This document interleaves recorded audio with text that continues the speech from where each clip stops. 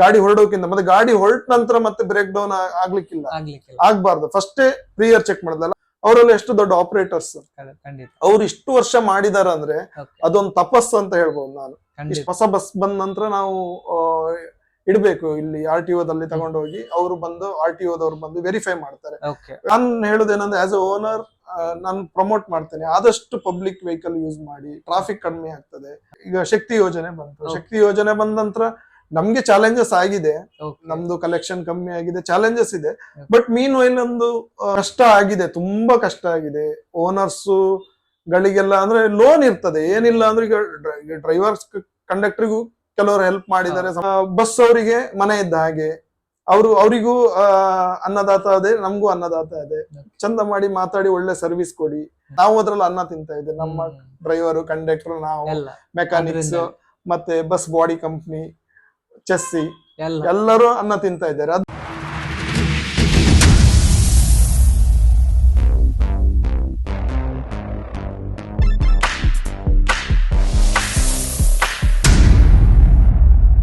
Last time ನಾನು ಹೇಳಿದ ಐಶರಲ್ಲಿ ಈಗ ಹೊಸ ಟೆಕ್ನಾಲಜಿ, ನಮ್ಗೆ ಆಲ್ರೆಡಿ ನೋಟಿಫಿಕೇಶನ್ ಬರುತ್ತೆ ಗಾಡಿ ಏನ್ ಕಂಡೀಷನ್ ಅಲ್ಲಿ ಏನು, ಅದನ್ನ ನಾವು ಇಮಿಡಿಯೇಟ್ ಆಗಿ ನಾವು ರಿಪೇರಿ ಮಾಡಿಸ್ಬೇಕು. ಏನಾದ್ರು ಇದ್ರೆ ಬ್ರೇಕ್ ಆಗದೆ ಇದ್ದಾಗೆ ರೋಡ್ ಅಲ್ಲಿ ಹೋದ ನಂತರ ಪ್ಯಾಸೆಂಜರಿಗೆ ತೊಂದರೆ ಆಗ್ಬಾರ್ದು. ಸರ್, ಮತ್ತೊಂದು ಕೆಲವರಿಗೆ ಡೌಟ್ ಇದೆ, ತುಂಬಾ ಜನರಿಗೆ, ನಾವು ಕೊರೋನಾ ಟೈಮ್ ಅಲ್ಲಿ ಎಷ್ಟು ಕಷ್ಟಪಟ್ಟಿದ್ದಾರೆ ಓನರ್ಸ್ನವರು. ಹೌದು, ನಾನು ಕೊರೋನಾ ಟೈಮ್ ಅಲ್ಲೇ ಎಂಟ್ರಿ ಆದದ್ದು ಈ ಫೀಲ್ಡಿಗೆ. ಮುಂಚೆ ನಾನು ಕಾರ್ಪೊರೇಟ್ ಅಲ್ಲಿ ಕೆಲಸ ಮಾಡುದು. ಕಷ್ಟ ಆಗಿದೆ, ತುಂಬಾ ಕಷ್ಟ ಆಗಿದೆ. ಓನರ್ಸ್ ಗಳಿಗೆಲ್ಲ ಅಂದ್ರೆ ಲೋನ್ ಇರ್ತದೆ, ಏನಿಲ್ಲ ಅಂದ್ರೆ ಈಗ ಡ್ರೈವರ್ಸ್ ಕಂಡಕ್ಟರ್ಗೂ ಕೆಲವರು ಹೆಲ್ಪ್ ಮಾಡಿದ್ದಾರೆ, ಸಂಬಳ ಕೊಟ್ಟಿದ್ದಾರೆ ಇದ್ದವರು. ಈಗ ನನ್ಗೆ ಮೈ ತುಂಬಾ ಲೋನ್ ಇದ್ದು ನಾನು ಇನ್ನೊಬ್ರಿಗೆ ಹೆಲ್ಪ್ ಮಾಡ್ಬೇಕಂದ್ರೆ ಹೇಗ್ ಮಾಡ್ಲಿಕ್ಕೆ ಆಗುದಿಲ್ಲ. ಇವನ್ ಬ್ಯಾಂಕ್ ಅವ್ರು ಬಿಡ್ತಾರೆ, ಅಲ್ಲಿ ಬಡ್ಡಿ ಬೆಳೀತಾ ಹೋಗ್ತದೆ.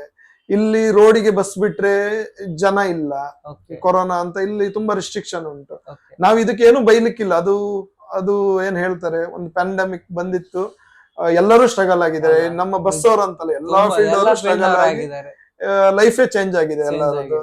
ನಾನು ಫುಲ್ ಕಾರ್ಪೊರೇಟ್ ಅಲ್ಲಿ ಇದ್ದವನು. ಮತ್ತೆ ನಂದು ಬ್ರದರ್ ಇಲ್ಲ, ಮತ್ತೆ ನಂದು ಬ್ರದರ್ ಇಲ್ಲ ರಾಕೇಶ್ ಅಂತ ಇದ್ದಾನೆ, ಮತ್ತೆ ಬ್ರದರ್ ಗುರುರಾಜ್ ಅಂತ, ಅವನು ಲಾಯರ್. ನಾವೆಲ್ಲ ಡಿಸೈಡ್ ಮಾಡಿ ಮಾಡುವ, ನಾವು ಒಂದು ಫೀಲ್ಡಿಗೆ ಇದಕ್ಕೆ ಹೋಗಿ ಎಂಟ್ರಿ ಆಗುವ, ಒಂದು ಬಿಸ್ನೆಸ್ ಮಾಡುವ. ಮತ್ತೆ ಇದ್ರಲ್ಲಿ ಅವರು ಅಣ್ಣ ಶಿವಾನಂದ್ ಗಾಣಿಗೆ ಇದ್ದಲ್ಲ, ಅವ್ರ ಹತ್ರ ಮಾತಾಡಿ ನಾವೊಂದ್ ಮಾಡ್ತೇವೆ. ಅವ್ರು ಹೇಳಿದ್ರು ಅದ್ರ ಡ್ರಾಬ್ಯಾಕ್ಸ್ ಎಲ್ಲ ಇದ್ರಲ್ಲಿ ಚಾಲೆಂಜಸ್ ಇರ್ತದೆ, ಆಯ್ತಣ್ಣ ನಾವು ಮಾಡ್ತೇವೆ, ನಮ್ಗೆ ನೀವು ಹೆಲ್ಪ್ ಮಾಡಿ ಸಾಕು. ಅವರು ನಮ್ಗೆ ಪ್ರತಿ ದಿವಸ ಹೆಲ್ಪ್ ಮಾಡ್ತಾರೆ. ಏನಾದ್ರು ಏನೇ ಇದ್ರು, ನಾವು ಹೊಸದಾಗಿ ಕಲಿತಾ ಇದ್ದೇವೆ, ನಾನೊಂದು 5 ವರ್ಷ ಆಯ್ತು ಇದ್ರಲ್ಲಿ ಅಂತ ಮಾಡ್ತಾ ಇದ್ದೇವೆ. ಹಾಗೆ ಮತ್ತೆ ಕೊರೋನಾದಲ್ಲಿ ತುಂಬಾ ಚಾಲೆಂಜಸ್ ಇತ್ತು. ಕೆಲವರು ವೆಹಿಕಲ್ ಗಳು ಸೇಲ್ ಮಾಡಿದ್ರು, ಪರ್ಮಿಟ್ ಸೇಲ್ ಮಾಡಿದ್ರು, ಮಾಡ್ಲಿಕ್ಕೆ ಆಗ್ಲಿಲ್ಲ. ದಿನ ಓಡಿಸ್ಲಿಕ್ಕೆ, ಮಳೆಗಾಲದಲ್ಲೇ ನಮ್ಗೆ ಓಡಿಸ್ಲಿಕ್ಕೆ ಆಗುದಿಲ್ಲ, ಅಷ್ಟು ಕಷ್ಟ ಇರ್ತದೆ. ಇನ್ನು ಕೊರೋನಾದಲ್ಲಿ ಜನ ಎಲ್ಲಿದ್ದಾಗ ಹೇಗೆ ಓಡಿಸೋದು ಹೇಳಿ ನಾವು, ಅದೆಲ್ಲ ತುಂಬಾ ಚಾಲೆಂಜಸ್ ಇತ್ತು. ಮತ್ತೆ ಈಗ ಏರಿಯಾ ಈಗ ಶಕ್ತಿ ಯೋಜನೆ ಬಂತು. ಶಕ್ತಿ ಯೋಜನೆ ಬಂದ ನಂತರ ನಮ್ಗೆ ಚಾಲೆಂಜಸ್ ಆಗಿದೆ, ನಮ್ದು ಕಲೆಕ್ಷನ್ ಕಮ್ಮಿ ಆಗಿದೆ, ಚಾಲೆಂಜಸ್ ಇದೆ. ಬಟ್ ಮೀನ್ ವೈಲ್ ಒಂದು ವುಮೆನ್ ಎಂಪವರ್ಮೆಂಟ್, ಅದನ್ನು ನಾವು ಅಪ್ರಿಶಿಯೇಟ್ ಮಾಡ್ಬೇಕು ಗೌರ್ಮೆಂಟ್ಗೆ. ಈಗ ಸ್ತ್ರೀಯರಿಗೆ ಓಡಾಡ್ಲಿಕ್ಕೆ ಒಂದು ಬಸ್ ವ್ಯವಸ್ಥೆ, ಫ್ರೀ ಬಸ್ ವ್ಯವಸ್ಥೆ ಮಾಡಿಕೊಟ್ರು, ಅವರಿಗೂ ಒಂದು ಅನುಕೂಲ, ಅವರು ಒಂದು ಏನೋ ಸೇವಿಂಗ್ಸ್ ಮಾಡ್ಬೋದು. ಮತ್ತೆ ಹೊರಗಡೆ ಹೋಗಿ ಕೆಲಸ ಮಾಡ್ಲಿಕ್ಕೆ ಖರ್ಚು ಕಮ್ಮಿ ಆಗ್ತದೆ ಅವರಿಗೆ, ಅದು ಎಂಪವರ್. ಬಟ್ ನಮ್ಗೂ ಒಂದ್ ಸ್ವಲ್ಪ ಗೌರ್ಮೆಂಟ್ ಇಂದ ಸಬ್ಸಿಡಿ ಕೊಟ್ಟಿದ್ರೆ ಚೆನ್ನಾಗಿರ್ತಿತ್ತು ಟ್ಯಾಕ್ಸ್ ಅಲ್ಲಿ, ಅದ್ರಲ್ಲಿ. ಬಟ್ ಇಲ್ಲ, it's okay. But as of now ಈಗ ಮಾರ್ಕೆಟ್ ಸ್ಟೆಬಿಲೈಸ್ ಆಗಿದೆ. ಏನಂತ ನಮ್ಗೆ ಈಗ ಮಾರ್ಕೆಟ್ ಅಲ್ಲಿ ಈಗ ರಿಟರ್ನ್ ಬಂದಿದೆ. ಈಗ ಇನ್ನೇನು ಮಳೆಗಾಲ ಮುಗೀತಾ ಬಂತು, ಇನ್ನು ಸೀಸನ್ ಸ್ಟಾರ್ಟ್ ಆಗ್ತದೆ, ತೊಂದರೆ ಇಲ್ಲ, ಬಿಸ್ನೆಸ್ ಆಗ್ತದೆ. ಆಮೇಲೆ ಮತ್ತೆ ಟೂರಿಸ್ಟ್ ಅಲ್ಲೂ ಹಾಗೆ, ಟೂರಿಸ್ಟ್ ಅಲ್ಲೂ ಸ್ಟಾರ್ಟ್ ಆಗ್ತದೆ. ಮತ್ತೆ ನಾನು ಟೂರಿಸ್ಟ್ ಹೇಳಲಿಲ್ಲ ನಿಮ್ಗೆ, ಟೂರಿಸ್ಟ್ ಅಲ್ಲಿ ಅರೌಂಡ್ ಹೇಳಿದ್ನಲ್ಲ 80,000 ವರೆಗೆ ಟ್ಯಾಕ್ಸ್ ಇರ್ತದೆ. ಟೂರಿಸ್ಟ್ ಇದು ಅದೇ same process, stage carrier bus ಮಾಡಿದ ಹಾಗೆ. ಬಸ್ ಟೂರಿಸ್ಟ್ ಅಲ್ಲಿ ಅಡಿಷನಲ್ ಆಗಿ ನಾವು ಟೂರಿಸ್ಟ್ ಪರ್ಮಿಟ್ ಬಂದು ಬ್ಯಾಂಗ್ಳೂರಲ್ಲಿ ತಗೋಬೇಕು, ಹೆಡ್ ಆಫೀಸ್ ಅಲ್ಲಿ. ಇದು RTO ಹೆಡ್ ಆಫೀಸ್ ಅಲ್ಲಿ ತಗೊಳ್ಬೇಕು. ಅದು ಫಸ್ಟಿಗೆ ಅದಕ್ಕೊಂದು RTO ಫೀಸ್ ಎಲ್ಲ ಸೇರಿ ಒಂದು 60,000 ಆಗ್ಬೋದು. ಏಜೆಂಟ್ ಫೀಸ್ ನಾವು ಹೋಗುದಿಲ್ಲ, ನಾವು ಹೋಗಿದ್ರೆ ಕಮ್ಮಿ ಆಗ್ತದೆ, ನಾವು ಏಜೆಂಟಿಗೆ ಕೊಟ್ಬಿಡ್ತೀವಿ. ಏಜೆಂಟ್ ಎಲ್ಲ ಹೋಗಿ ಓಡಾಡಿ ನಮ್ ಸಿಗ್ನೇಚರ್, ನಮ್ಗೆ ಏನಾದ್ರು ಇಂಟರ್ವೆನ್ಷನ್ ಇದ್ರೆ ಅವ್ರು ಹೇಳ್ತಾರೆ ಬನ್ನಿ ಬ್ಯಾಂಗ್ಳೂರಿಗೆ ಹೋಗ್ಬೇಕು. ನಾವು ಹೋಗಿ ಅಲ್ಲಿ ಆಫೀಸರ್ಸ್ ಮೀಟ್ ಆಗಿ ನಾವು ಪರ್ಮಿಷನ್ ತಗೊಳ್ಬೇಕು. ಮತ್ತೆ ನಮ್ದು ಉಡುಪಿ RTO ನಮ್ದು ಎಲ್ಲ ಬಸ್ಸಸ್ ಎಲ್ಲ ರಿಜಿಸ್ಟ್ರೇಷನ್ ತುಂಬಾ ಸಪೋರ್ಟಿವ್ ಆಗಿದ್ದಾರೆ. ಈಗ ನಮ್ದು ಹೊಸ ಬಸ್ ಬಂದಿರ್ತದೆ, ನಾವೀಗ ಟೂರಿಸ್ಟಿಗೆಲ್ಲ 80 ಲಕ್ಷ ಇನ್ವೆಸ್ಟ್ ಮಾಡಿರ್ತೀವಿ ಅಲ್ಲ, ಇದು ಲೈನ್ ಬಸ್ ಅಂದ್ರೆ 40 ಲಕ್ಷದವರೆಗೆ ಆಗ್ತದೆ. ಅವರು ಅಷ್ಟೇ ತುಂಬಾ ಸಪೋರ್ಟಿವ್ ಆಗಿದ್ದಾರೆ. ಬೇಗ ಬೇಗ ಪಾಸಿಂಗ್ ಮಾಡಿ ಕೊಡುದು, ಗಾಡಿ ಎಲ್ಲ ಚೆಕ್ ಮಾಡಿ. ಹೊಸ ಬಸ್ ಬಂದಾಗ, ಹೊಸ ಬಸ್ ಬಂದ ನಂತರ ನಾವು ಇಡ್ಬೇಕು ಇಲ್ಲಿ RTOದಲ್ಲಿ ತಗೊಂಡೋಗಿ, ಅವರು ಬಂದು RTOದವ್ರು ಬಂದು ವೆರಿಫೈ ಮಾಡ್ತಾರೆ. ಆಸ್ ಪರ್ ಏನು RTO ನಾರ್ಮ್ಸ್ ಏನಿದೆ ಅದ್ರ ಪ್ರಕಾರ ಗಾಡಿ ರೆಡಿ ಆಗಿದೆಯಾ, ಲೆಂತ್, ಬಸ್ ಲೆಂತ್, ಲೈಟ್ಸ್, ಮತ್ತೆ ಎಮರ್ಜೆನ್ಸಿ ಡೋರ್ ಉಂಟಾ, ಮತ್ತೆ ರಿಫ್ಲೆಕ್ಟರ್ ಉಂಟಾ, ಕಲರ್ಸ್ ಎಲ್ಲದೂ ನೋಡ್ತಾರೆ. ಅವ್ರದ್ದು ಒಂದು ಚೆಕ್ ಲಿಸ್ಟ್ ಉಂಟು. ಅವ್ರದ್ದು ಆ ಪ್ಯಾರಾಮೀಟರ್ ಅಲ್ಲಿ ಅವ್ರು ವೆರಿಫೈ ಮಾಡಿದ ನಂತರನೇ ಅಪ್ರೂವಲ್ ಕೊಡೋದು. ಅದಕ್ಕೆ ನಮ್ಮ ಉಡುಪಿ RTOದವ್ರು ತುಂಬಾ ಸಪೋರ್ಟಿವ್ ಆಗಿದ್ದಾರೆ. ನಮ್ದು RTO ಏಜೆಂಟ್ ನಮ್ಮ ಗಾಡಿದೆಲ್ಲ ಶೈಲೇಶ್ ಪ್ರಭು ಅಂತ ಇದ್ದಾರೆ, ಅವ್ರು ಮಾಡಿ ಕೊಡ್ತಾರೆ. ಅವರು ಅಷ್ಟೇ ತುಂಬಾ ಸಪೋರ್ಟಿವ್ ಆಗಿ ಮತ್ತೆ ಬೇಗ ಬೇಗ ಮಾಡಿ ಕೊಡ್ತಾರೆ. ನಂದೀಗ ಒಂದು ದಿವಸ ನಿಂತು ನಂದು ಇನ್ವೆಸ್ಟ್ಮೆಂಟ್ ಬಡ್ಡಿ ಬೆಳೀತಾ ಇರ್ತದೆ. 40 ಲಕ್ಷ 60 ಲಕ್ಷ ಬಡ್ಡಿ ಬೆಳೀತಾ ಇರ್ತದೆ. ಅದಕ್ಕೆ ತುಂಬಾ ಸಪೋರ್ಟಿವ್ ಹೌದು. ನಮ್ಗೆ ನಂದು ಬಿಸ್ನೆಸ್ ಆಗ್ಲಿಲ್ಲ, ನಾನು ಲೋನ್ ಕಟ್ಟಲೇಬೇಕಲ್ಲ. ಈಗ ನಿನ್ನೆ ಅವರು ಚಕ್ರ ಬಸ್ ಅವರು ಹೇಳಿದ್ರು, ಅಲ್ಲಿ ಲೋನ್ ಇರ್ತದೆ, ಲೋನ್ ಕಟ್ಟಲೇಬೇಕು. ಎಷ್ಟೇ ದೊಡ್ಡ ಸಾಹುಕಾರ, ಎಷ್ಟೇ ದುಡ್ಡಿರುವವರಾದ್ರೂ ಈ ಬಿಸ್ನೆಸ್ ಅಲ್ಲಿ ಅವ್ರಿಗೆ ದಿನ ಚಾಲೆಂಜಸ್ ಇರ್ತದೆ, ಲೋನ್ ಇರ್ತದೆ. ಈಗ ದೊಡ್ಡ ದೊಡ್ಡ ಆಪರೇಟರ್ಸ್ ನೋಡಿರ್ಬೋದು ನೀವು, ವಿಆರ್ ಎಲ್ಲ ಬಿಡಿ, ಅವರು ನೆಕ್ಸ್ಟ್ ಲೆವೆಲ್. ನಮ್ಮ ಊರಿನವರೇ ಆದಂತ ದುರ್ಗಾಂಬ, ಶ್ರೀ ದುರ್ಗಾಂಬ, ಭಾರತಿಯವರು, APM ಅವರು, ಅವರೆಲ್ಲ ಎಷ್ಟು ದೊಡ್ಡ ಆಪರೇಟರ್ಸ್. ಅವ್ರು ಇಷ್ಟು ವರ್ಷ ಮಾಡಿದಾರೆ ಅಂದ್ರೆ ಅದೊಂದು ತಪಸ್ಸು ಅಂತ ಹೇಳ್ಬೋದು ನಾನು. ಇಷ್ಟು ವರ್ಷ ಬಿಸ್ನೆಸ್ ರನ್ ಮಾಡಿದ್ದಾರೆ ಅಂತ ಹೇಳಲಿಕ್ಕೆ. ನಾವೆಲ್ಲ ಈಗ ಇನ್ನು ಬೇಬಿ ಅಷ್ಟೇ ಈ ಫೀಲ್ಡ್ ಅಲ್ಲಿ. ಅವರೆಲ್ಲ ಅಷ್ಟು ವರ್ಷ ನಮ್ಗೆ ಅನಿಸ್ತದೆ ಅವರು ದುಡ್ಡು ಮಾಡಿದ್ರು, ಅಷ್ಟು ಬಸ್ ಹಾಕಿದ್ದಾರೆ, ಇಷ್ಟು ಬಸ್ ಹಾಕಿದ್ದಾರೆ. ಅವರು ಮಾಡಿದ್ದು ಸರ್ವಿಸ್ ಸೊಸೈಟಿಗೆ, ಜನರನ್ನ ಅಲ್ಲಿಂದ ಇಲ್ಲಿ ಕರ್ಕೊಂಡು ಹೋಗುದು, ಅದು ಎಲ್ಲಿಗೆ ಹೋಗ್ ಆ ಸರ್ವಿಸ್ ಕೊಟ್ಟಿರೋದ್ರಿಂದ ಅವ್ರು ಇಷ್ಟು ವರ್ಷ ಈ ಫೀಲ್ಡ್ ಅಲ್ಲಿ ಇದ್ದಾರೆ. ಅಷ್ಟು ದೊಡ್ಡ ಸಂಸ್ಥೆ ಕಟ್ಟಿದ್ದಾರೆ. ಅಷ್ಟು ದೊಡ್ಡ ಸಂಸ್ಥೆ ಕಟ್ಟಬೇಕಂದ್ರೆ, ನಾನು ಇಷ್ಟೆಲ್ಲ ಚಾಲೆಂಜಸ್ ಹೇಳಿದ್ನಲ್ಲ, ಅಷ್ಟು ದೊಡ್ಡ ಸಂಸ್ಥೆ ಕಟ್ಟಬೇಕಂದ್ರೆ ಎಷ್ಟು ಕಷ್ಟ ಇರ್ಬೋದು ನೀವು ಯೋಚನೆ ಮಾಡಿ. ತಪಸ್ಸೆ ಮಾಡಿರ್ತಾರೆ. ನಾವು ಈಗ ಆಪರೇಟರ್ಸ್ ಈಗ ರೋಡ್ ಅಲ್ಲಿ ಆಕ್ಸಿಡೆಂಟ್ಸ್ ಆಗೋದು, ಅದೇ ಹೇಳಿದಲ್ಲ, ಅನ್ಅವಾಯ್ಡಬಲ್ ಸಿಚುವೇಶನ್ಸ್ ಆಗ್ತದೆ, ಏನು ಮಾಡ್ಲಿಕ್ಕಿಲ್ಲ. ಆವಾಗ ನಾವು ಓನರಿಗೆ ಬೈತಿದ್ದ, ಆ ಓನರ್ ಅಷ್ಟು ದೊಡ್ಡ ಇದ್ದಾರೆ, ಈಗ ಹೀಗೆ ಆಯ್ತು ಹಾಗೆ ಆಯ್ತು, ಓನರ್ ಮಾಡ್ಲಿಲ್ಲ, ನೀವು ಬಸ್ಸಲ್ಲಿ ನೀರ್ ಸೋರ್ತು, ಅದು ಇದು ಅಂತ ಎಲ್ಲ ಕಂಪ್ಲೇಂಟ್ ಹೇಳ್ತಾರೆ.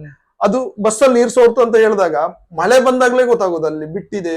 ಅದು ಫಸ್ಟಿಗೆ ನಮ್ಗೆ ಗೊತ್ತಾಗೋದಿಲ್ಲ, ಅದೆಲ್ಲ ಓನರಿಗೆ ಬೈತಾರೆ. ಬಟ್ ನಾನ್ ಹೇಳುದೇನಂದ್ರೆ, ಈಗ ನಾವು ಎಲ್ಲ ಬೈತಾರೆ ಎಲ್ಲ ಓಕೆ, ಅದೇ ತರ ನಾವು ಸರ್ವಿಸ್ ಕೊಟ್ಟಿದ್ದಕ್ಕೆ ನಮ್ದು ಓನರ್ಸ್ ಅವ್ರಿಗೆ ಒಂದು ಅಪ್ರಿಶಿಯೇಟ್ ಮಾಡ್ಬೇಕು ಸೊಸೈಟಿ ಅವರು. ನಾವು ಕೊಡ್ತಿರೋದು ಜನರಿಗೋಸ್ಕರನೇ ನಾವು ಬಸ್ ಬಿಟ್ಟಿರೋದು, ಆಯ್ತಾ, ಅದು ಅವ್ರಿಗೋಸ್ಕರನೇ ಸರ್ವಿಸ್ ಕೊಡ್ತಾ ಇರೋದು ಡೇ ಟು ಡೇ. ನಮ್ಗೆ ಲಾಸ್ ಇರ್ಲಿ ಲಾಭ ಇರ್ಲಿ ನಾವು ಓಡಿಸ್ತೇವೆ. ಅದಕ್ಕೆ ಅಪ್ರಿಶಿಯೇಟ್ ಮಾಡಿ. ಸಮ್ವೇರ್ ನಮ್ಗೂ ಬೈತಾರೆ, ಇದ್ ಮಾಡ್ತಾರೆ, ಇಟ್ಸ್ ಓಕೆ. ನಾವು ಬಿಸ್ನೆಸ್ ಮಾಡ್ತೇವೆ, ನಾವು ಅದ್ರಲ್ಲಿ ಅನ್ನ ತಿಂತಾ ಇದ್ದೇವೆ. ನಮ್ಮ ಡ್ರೈವರು, ಕಂಡಕ್ಟರ್, ನಾವು ಮೆಕ್ಯಾನಿಕ್ಸ್, ಮತ್ತೆ ಬಸ್ ಬಾಡಿ ಕಂಪ್ನಿ, ಚೆಸ್ಸಿ ಎಲ್ಲರೂ ಅನ್ನ ತಿಂತಾ ಇದ್ದಾರೆ. ಅದು ದುಡ್ಡು ಕೊಡೋದು ನಮ್ಮ ಪ್ಯಾಸೆಂಜರ್, ದಿನ ಬರುವವರು. ನಮ್ಗೆ ಅವರೇ ದೇವರು, ಪ್ಯಾಸೆಂಜರ್ಸ್ ದೇವರು. ಹೌದು. ನಾನ್ ಮತ್ತೆ ಪ್ಯಾಸೆಂಜರ್ಸ್ ಅವರಿಗೆಲ್ಲ ಏನ್ ಹೇಳುದು ಅಂದ್ರೆ, ಆದಷ್ಟು ಪಬ್ಲಿಕ್ ಟ್ರಾನ್ಸ್ಪೋರ್ಟ್ ಯೂಸ್ ಮಾಡಿ. ಈಗ ನೋಡಿ, ಟೈಮ್ ಆಯ್ತು, ಎಕ್ಸ್ಪ್ರೆಸ್ ಬಸ್ ಅವರು ಬರ್ತಾರೆ, ಅಡ್ಡ ಬರ್ತಾರೆ, ಫಾಸ್ಟ್ ಆಗಿ ಹೋಗ್ತಾರೆ. ಅದಕ್ಕೆಲ್ಲ ಮೇನ್ ರೀಸನ್ ಬಂದು ಏನ್ ಹೇಳಿ, ಇದು ರೂಲ್ಸ್ ಅಂಡ್ ರೆಗ್ಯುಲೇಷನ್ ಮತ್ತೆ ಟ್ರಾಫಿಕ್. ಈಗ ವೆಹಿಕಲ್ಸ್ ಜಾಸ್ತಿ ಆಗಿದೆ, ವೆಹಿಕಲ್ಸ್ ತುಂಬಾ ಆಗಿದೆ ಈಗ ರೋಡ್ ಅಲ್ಲಿ. ಮುಂಚೆ ಒಂದೊಂದು ಗಾಡಿ ಇರುವ ಮನೆಯಲ್ಲಿ ಇವಾಗ ನಾಲ್ಕು ಪ್ರತಿಯೊಬ್ಬರಿಗೂ ಒಂದೊಂದು ಗಾಡಿ ಉಂಟು, ಕಾರ್ ಉಂಟು, 2-3 ಕಾರ್ ಉಂಟು ಮನೆಯಲ್ಲಿ. ನಾನು ಹೇಳುದನ್ನ ಆದಷ್ಟು ಪಬ್ಲಿಕ್ ಟ್ರಾನ್ಸ್ಪೋರ್ಟ್ ನಾವು ಪ್ರಮೋಟ್ ಮಾಡಿದ್ರೆ ಇದೆಲ್ಲ ಸ್ವಲ್ಪ ನಾವು ಇದಕ್ಕೆಲ್ಲ ಒಂದು ಸೊಲ್ಯೂಷನ್ ತರ್ಬೋದು, ಈ ಟ್ರಾಫಿಕ್ ಗೆ ಇದನ್ನೆಲ್ಲ. ಇನ್ಸ್ಟೆಡ್ ಆಫ್ ಈಗ ನಾವು ಲೋಕಲ್ ಓಡಾಡ್ಲಿಕ್ಕೆ ವೆಹಿಕಲ್ಸ್ ಬೇಕು. ಈಗ ಮಂಗಳೂರಿಗೆ ಹೋಗ್ಲಿಕ್ಕೆ ಅಥವಾ ಕುಂದಾಪುರ ಹೋಗ್ಲಿಕ್ಕೆ, ಉಡುಪಿಯಿಂದ ಕುಂದಾಪುರ ಹೋಗ್ಲಿಕ್ಕೆ ಪಬ್ಲಿಕ್ ಟ್ರಾನ್ಸ್ಪೋರ್ಟ್ ಯೂಸ್ ಮಾಡಿ. ನಿಮ್ಗೆ ಕಾಸ್ಟ್ ಉಳಿತದೆ. ಈಗ ಬಸ್ಸಸ್ ನೀವು ನೋಡಿದಿರಿ, ಎಷ್ಟು ಲಕ್ಸುರಿ ಬಸ್ ಉಂಟು. ಕಾರಲ್ಲಿ ಹೋಗಿದ್ ಫೀಲ್ ಆಗ್ತದೆ ನಿಮ್ಗೆ. ಈಗ ಬಂದಿರುವ ಹೊಸ ಹೊಸ ಬಸ್ಗಳು, ಈಗ ಬೇರೆ ಬೇರೆ ಕೋಚ್ ಅವರು ಹೇಗೆ ಕಟ್ಟಿದ್ದಾರೆ, ಕಾರಲ್ಲಿ ಹೋಗಿ ಆಗ ಒಂದು ಬಸ್ ಅಲ್ಲಿ 50 ಜನ ಹೋಗ್ಬೋದು. ಈಗ ನಂದು ಬಸ್ ಅಲ್ಲಿ 50 ಸೀಟ್ ಉಂಟು, 50 ಜನ ಹೋಗ್ಬೋದು. 50 ಜನ ಹೋಗುದ್ರಲ್ಲಿ ಈಗ 10 ಕಾರ್ ಯೂಸ್ ಮಾಡ್ತಾರೆ. 10 ಕಾರ್ ಯೂಸ್ ಮಾಡಿದ್ರೆ ಸ್ಪೇಸ್ ಎಷ್ಟು ಬೇಕು, ರೋಡ್ ಅಲ್ಲಿ ಸ್ಪೇಸ್ ಎಷ್ಟು ಬೇಕು? ಖಂಡಿತ. ನಾವು ಅದಕ್ಕೆ ನಾವು ಏನೋ ಶೇರ್ಡ್ ಮೊಬಿಲಿಟಿ ಸರ್ವಿಸ್ ಯೂಸ್ ಮಾಡ್ಬೇಕು ಆದಷ್ಟು ಪಬ್ಲಿಕ್. ಈಗ ಮಂಗಳೂರಿಗೆ ಹೋದಾಗ ರಿಕ್ಷಾ ಇರ್ತದೆ, ರಿಕ್ಷಾ 30 ರೂಪಾಯಿ 50 ರೂಪಾಯಿ ಎಲ್ಲಿಗೆ ಕರ್ಕೊಂಡು ಹೋಗಿ ಬರ್ತಾರೆ. ಮತ್ತೆ ನಿಮ್ಗೆ ಸೇವಿಂಗ್ಸ್ ಆಗ್ತದೆ. It will boost our economy also, ಅಲ್ವಾ? ಸೇವಿಂಗ್ಸ್ ಆಗುತ್ತೆ, ಅವರಿಗೂ ಒಂದು ಹೌದು. ಕೆಲ್ಸದಾಗೆ ಸಾಕ್ತದೆ, ಎಲ್ರಿಗೂ ಒಂದೊಂದು ಅಲ್ವಾ. Correct, ಈಗ correct, ನೀವು correct. ಹೇಳಿದ್ರಿ ಆಟೋದವರ ಅಂತ ಹೇಳಿದ್ರಿ, ಅವರ ಸಹ ಒಂದು ದುಡಿಮೆ ಆಗ್ತದೆ. ದುಡಿಮೆ ಆಗ್ತದೆ, ದುಡಿಮೆ ಆಗ್ತದೆ, ನಮ್ಗೂ ಉಳಿತದೆ. ಹೌದು, ನಮ್ಗೂ ಒಳ್ಳೆ. ನಾವು ಈಗ ಬಸ್ಸಲ್ಲಿ ಹೋದ್ರೆ ಚೀಪ್ ಆಗಿರ್ತದೆ. ಈಗ ಇಲ್ಲಿಂದ ಮಂಗಳೂರಿಗೆ ಹೋಗಿ ಬರ್ಲಿಕ್ಕೆ ಒಂದು 1,000 ರೂಪಾಯಿ ಪೆಟ್ರೋಲ್ ಆರ್ ಡೀಸೆಲ್ ಬೇಕಂತ ಅನ್ಕೊಳ್ಳಿ. ಬಸ್ಸಲ್ಲಿ ಹೋದ್ರೆ ಎಷ್ಟು, ಒಂದು 200 ಇಂದ 300 ರೂಪಾಯಿ ಆಗ್ತದೆ. ರಿಕ್ಷಾ ಎಲ್ಲ ಸೇರಿ ಒಂದು ಹೆಚ್ಚಂದ್ರೆ 400 ರೂಪಾಯಿ ಆಗ್ಬೋದು ಇಲ್ಲಿ ಹೋಗಿ ಬರ್ಲಿಕ್ಕೆ. ಮತ್ತೆ ಅದಲ್ಲದೆ ನಾವು ಒಂದು ನಮ್ದು ಅಟ್ಮಾಸ್ಫಿಯರಿಗೆ, ನಮ್ದು ಪರಿಸರಕ್ಕೆ ಒಂದು ಕಾಂಟ್ರಿಬ್ಯೂಟ್ ಮಾಡ್ದಂಗೆ ಆಗ್ತದೆ. ಏನಂದ್ರೆ ಎಮಿಷನ್ ಕಮ್ಮಿ ಆಗ್ತದೆ. ನಾವು ಹೊರಗಡೆ ಕೊಡೋದು ಎಮಿಷನ್ ಕಮ್ಮಿ ಆಗ್ತದೆ. ಹಾಗಾಗಿ ನಾನ್ ಹೇಳುದೇನಂದ್ರೆ ಆಸ್ ಎ ಓನರ್ ನಾನು ಪ್ರಮೋಟ್ ಮಾಡ್ತೇನೆ, ಆದಷ್ಟು ಪಬ್ಲಿಕ್ ವೆಹಿಕಲ್ ಯೂಸ್ ಮಾಡಿ, ಟ್ರಾಫಿಕ್ ಕಡಿಮೆ ಆಗ್ತದೆ, ನಮ್ಮ ಅಟ್ಮಾಸ್ಫಿಯರಿಗೆ ಒಳ್ಳೇದು, ಮತ್ತೆ ನಮ್ಗೆ ಸೇವಿಂಗ್ಸು ಆಗ್ತದೆ. ಮತ್ತೆ ರೋಡ್ ಅಲ್ಲಿ ಬಿಸಿ ಅರ್ಜೆಂಟ್ ಅಲ್ಲಿ ಹೋಗುದು ಮಾಡುದು, ಆಕ್ಸಿಡೆಂಟ್ಸ್ ಆಗೋದು ಕಮ್ಮಿ ಆಗ್ತದೆ. ಹಾಗೆ ನೀವು ಆಲ್ರೆಡಿ ಮಾಡ್ತಾ ಇದ್ದೀರಿ. ನಾನ್ ನಿಮ್ಗೊಂದು ರಿಕ್ವೆಸ್ಟ್ ಮಾಡೋದು ಏನಂದ್ರೆ, ನೀವು ಆದಷ್ಟು ಪ್ರಮೋಟ್ ಮಾಡಿ, ತುಂಬಾ ಬಸ್ ಬ್ಲಾಗ್ ಎಲ್ಲ ಮಾಡ್ತೀರಾ, ಪಬ್ಲಿಕ್ ಜಾಸ್ತಿ ಇದನ್ನ ಯೂಸ್ ಮಾಡ್ಲಿಕ್ಕೆ ಪ್ರಮೋಟ್ ಮಾಡಿ. ಬಸ್ ಪಬ್ಲಿಕ್ ಟ್ರಾನ್ಸ್ಪೋರ್ಟ್ ಯೂಸ್ ಮಾಡ್ಲಿಕ್ಕೆ ಬಸ್ಸಸ್ ಉಂಟು, ರಿಕ್ಷಾ ಉಂಟು. ಈಗ ಬ್ಯಾಂಗ್ಳೂರೆಲ್ಲ ಹೋದ್ರೆ ಈಗ ರ್ಯಾಪಿಡೋ ಅದೆಲ್ಲ ಉಂಟು. ಆದಷ್ಟು ಪಬ್ಲಿಕ್ ಟ್ರಾನ್ಸ್ಪೋರ್ಟ್ ಯೂಸ್ ಮಾಡಿದ್ರೆ ಇದಕ್ಕೆಲ್ಲ ನಾವೇ ಸೊಲ್ಯೂಷನ್ ತರ್ಬೋದು ಈ ಟ್ರಾಫಿಕ್ಗೆ. ಉಡುಪಿಯಲ್ಲಿ ನೀವೇ ಸಂಜೆ ನೋಡಿ ಕರಾವಳಿ ಬೈಪಾಸ್ ಎಲ್ಲ ಹೋದ್ರೆ ಪಾಸ್ ಆಗ್ಲಿಕ್ಕೆ ಎಷ್ಟು ಟೈಮ್ ಆಗ್ತದೆ. ನಮ್ದು ಒಂದು ಗಾಡಿ ಸಂಜೆ ಆ ಕರಾವಳಿ ಬೈಪಾಸ್ ಅದ್ರ ಸಿಕ್ಕಿ ಹಾಕೊಳ್ತದೆ. ನಮ್ಗೆ ಟೈಮಿಂಗ್ ಎಲ್ಲ ಭಾರಿ ಚಾಲೆಂಜಸ್, ಹಿಂದೆ ಮುಂದೆ ಬಸ್ ಇದ್ದವ್ರು. ಹಾಗೆ ಸರ್, ಮತ್ತೊಂದು ಏನಂತ ಹೇಳಿದ್ರೆ, ಇವಾಗ ಮಾಲೀಕರು ಒಂದು ಡ್ರೈವರ್ ಮತ್ತೆ ಕಂಡಕ್ಟರ್ನವರಿಗೆ ಹೇಗೆ ಒಂದು ಮೆಸೇಜಸ್ ಕೊಡ್ತೀರಾ? ಒಂದು ಕೊಡೋದಾದ್ರೆ ಏನ್ ಮೆಸೇಜಸ್ ಕೊಡ್ತೀರಾ ಅವರಿಗೆ? ನನಗೆ ಈಗ ನಾನು ಒಬ್ಬ ಮಾಲಕಾಗಿ ಬಂಡವಾಳ ಹಾಕ್ತೇನೆ, ಬಟ್ ದಿನ ಇಡೀ ನನ್ನ ಅದೊಂದು ಬಂಡವಾಳ ಅಂದ್ರೆ ನಂದು ಬಸ್, ಅದ್ರ ಜೊತೆ ಇರುವುದು ನಮ್ಮ ಡ್ರೈವರ್ ಕಂಡಕ್ಟರ್. ಅವರು ಮನೆಯಲ್ಲಿರುವ ಸಮಯಕ್ಕಿಂತ ಜಾಸ್ತಿ ಸಮಯ ಕಳೆಯುವುದು ನಮ್ಮ ಬಸ್ಸಿನಲ್ಲಿ. ಬಸ್ಸಿದು ಸೇಫ್ಟಿ ಆಗಿರ್ಬೋದು. ನಾನು ಬಂಡವಾಳ ಹಾಕಿ ನಾನು ಮನೆಯಲ್ಲೇ ಕುತ್ಕೊಂತೇನೆ, ಆಯ್ತಾ. ಏನಾದ್ರು ಕೆಲಸ ಇದ್ರೆ ಮಾತ್ರ ಬಸ್ ಹತ್ರ ಹೋಗ್ತೇನೆ, RTO ಇದ್ರೆ ಹೋಗ್ತೇನೆ. ಅದು ಬಿಟ್ರೆ ಅವ್ರಿಗೆ ಅದು ಮನೆ ಇದ್ದ ಹಾಗೆ. ಅವರು ಪ್ರತಿ ದಿವಸ ಗಾಡಿನ ನೋಡ್ಕೊಳ್ಳೋದು, ರಿಪೇರಿ ಎಲ್ಲ ಮಾಡಿ ಚಂದ ಮಾಡಿ ನೋಡ್ಕೊಳ್ಳೋದು. ಅವ್ರ ಮನೆಯಲ್ಲಿ ಕಳೆಯುವ ಸಮಯಕ್ಕಿಂತ ಜಾಸ್ತಿ ಸಮಯ ಬಸ್ ನಲ್ಲಿ ಕಳೀತಾರೆ. ರಾತ್ರಿ ಪಾಪ ಮನೆಗೆ ಹೋಗ್ತಾರೆ, ಮಲಗ್ತಾರೆ, ಮತ್ತೆ ಬೆಳಗ್ಗೆ ಬೇಗ ಎದ್ದು ಬಂದು ಬಸ್ ಅಲ್ಲಿ ಇರ್ತಾರೆ. ಅವ್ರದ್ದು ಲೈಫ್ ಅಲ್ಲಿ ಆಸ್ ಎ ಡ್ರೈವರ್ ಕಂಡಕ್ಟರ್ ಅವ್ರು ಜಾಸ್ತಿ ಸಮಯ ಕಳೆಯುವುದೇ ಬಸ್ ಅಲ್ಲಿ. ನಾನು ಅವರಿಗೆ ಏನ್ ಹೇಳುವುದಂದ್ರೆ, ಬರುವ ಪ್ಯಾಸೆಂಜರ್ ಜೊತೆ ಚಂದ ಮಾಡಿ ಮಾತಾಡಿ.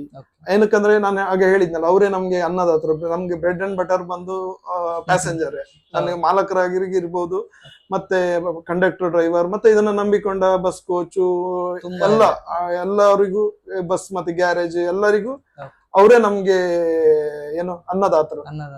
ಹಾಗಾಗಿ ಅವ್ರ ಜೊತೆ ಚಂದ ಮಾಡಿ ಮಾತಾಡಿ ಅವರಿಗೆ ಹೇಗೆ ಖುಷಿ ಆಗ್ತದೆ. ಈಗ ಕೆಲವೊಂದು ಪ್ಯಾಸೆಂಜರ್ಸ್ ಇರ್ತಾರೆ ಕಿರಿಕಿರಿ.